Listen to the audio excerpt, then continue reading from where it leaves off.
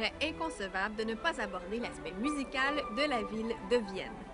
Mozart, Strauss, Beethoven ne sont que quelques-uns des grands compositeurs qui ont vu naître leur symphonie ici quelque part dans la ville.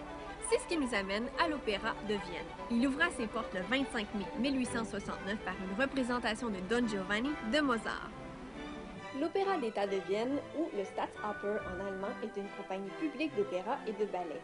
Le bâtiment de l'opéra, construit dans le style néo-romantique, s'appuie sur les styles du passé, notamment de la Renaissance pour les arcs de la façade. Cette bâtisse ne souleva tout d'abord pas l'enthousiasme des Viennois. Pourtant, sa quasi-destruction par une bombe en 1945 leur apparut comme un coup symbolique porté à leur ville. Si on observe de plus près la bâtisse, des reliefs allégoriques sont peints à quelques endroits sur la bâtisse et représentent l'opéra comique, le ballet ainsi que l'opéra classique.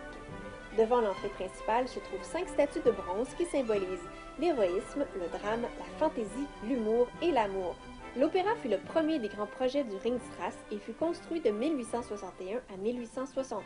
On peut remarquer également des fontaines qui encadrent l'opéra. Celle-ci représente la sirène légendaire l'Aurélie, soutenue par le chagrin, l'amour et la vengeance. Comme au temps de l'impératrice Élisabeth, la saison du carnaval donne toujours lieu à Vienne à de grands bals. Si, avant de vous élancer, vous éprouvez le besoin de prendre quelques leçons de valse, il existe de nombreuses écoles auxquelles vous pouvez vous adresser.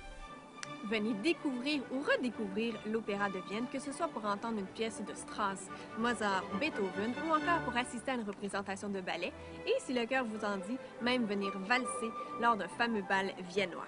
Mon nom est Maryse Boisvert. Suivez-moi, à Vienne que pourra.